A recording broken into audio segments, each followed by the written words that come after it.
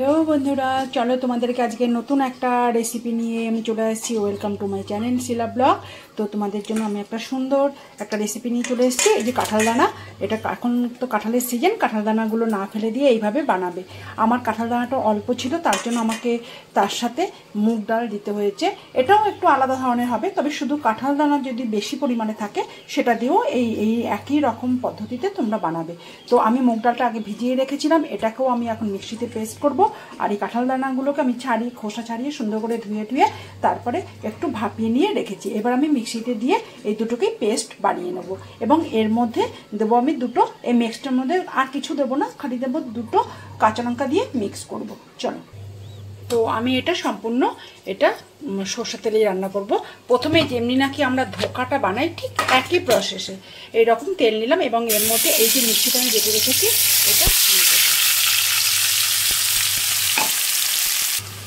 আচ্ছা, এর মধ্যে এবার আমি দেব নুন স্বাদ অনুযায়ী, এবার দেব স্বাদ অনুযায়ী চিনি, কেউ যদি চিনি না খান নাই দিতে পারে। আর দেব একটুখানি হলুদের গুঁড়ো, আর দেব একটু জিরে গুঁড়ো। তো এটাকে ভালো করে যেইভাবে আমরা ধোকা রান্নাটা বানাই ওইভাবে এটাকে ভালো করে নাড়াচাড়া করে নিতে হবে, দেখবেন নিচে যাতে লেগে না যায়।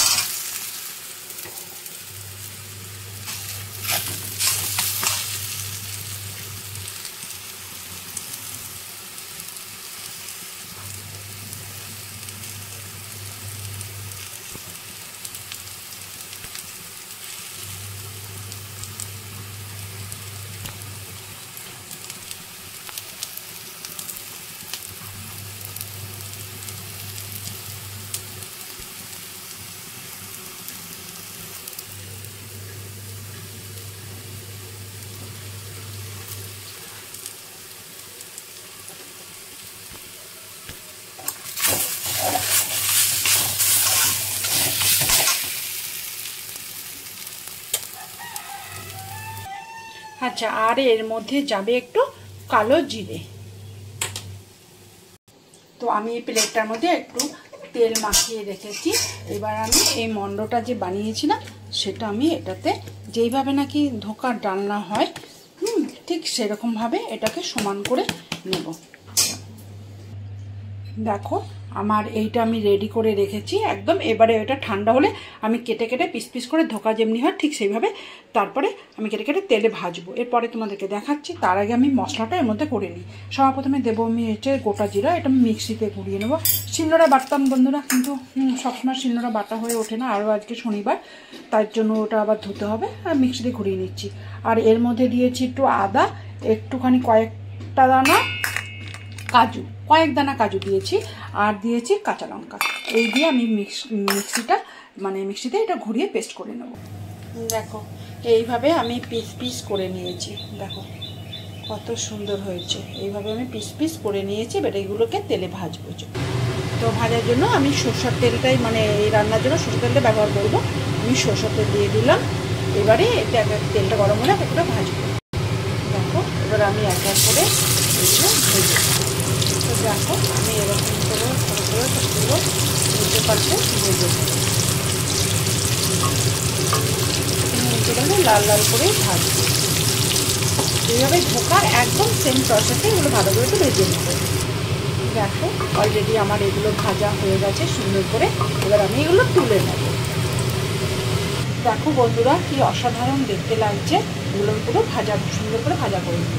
এবার আমি ওই তেলের মধ্যে এই যে একটু জায়ফল দিই, জায়ত্রী একটু, আর গোটা এলাচ, দারচিনি এবং লবঙ্গ একটু ফোড়ন দিয়ে দিলাম।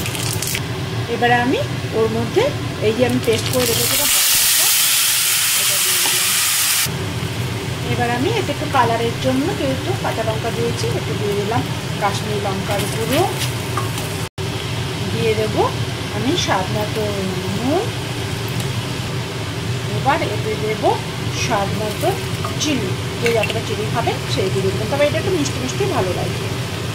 আর দেবো সবশেষে হলুদটা একটু কমই দেবো। এবার ভালো করে এটাকে আমি কষিয়ে দিচ্ছি। তো দেখো, আমার এটা প্রায় কষানো হয়ে গেছে, তেল ছেড়ে দিয়ে। এবার আমি এতে দেবো জল। কালারটা কি দারুণ এসছে দেখো বন্ধুরা, মানে ঝোলটা অলরেডি হয়ে গেছে। এবার আমি এই ভাজা এগুলো দিয়ে দেবো। এবারে দিয়ে একটু নাড়াচাড়া করবো।